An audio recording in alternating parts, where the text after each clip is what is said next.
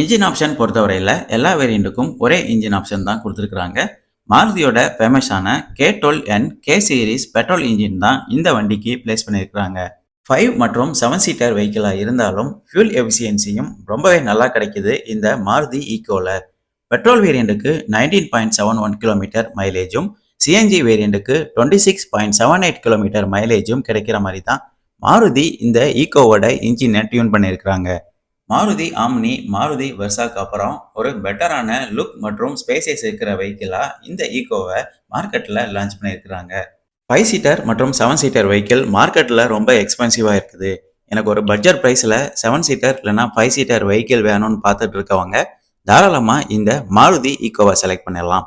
Current மார்க்கெட்டில் இருக்கிற Maruti Ertiga XL6 மற்றும் டொயோட்டா இனோவா கூட கம்பேர் பண்ணும்போது ஒரு ஹியூஜான பிரைஸ் டிஃபரன்ஸ் இருக்கிறத இந்த மாருதி ஈக்கோல நம்ம பார்க்க முடியும்.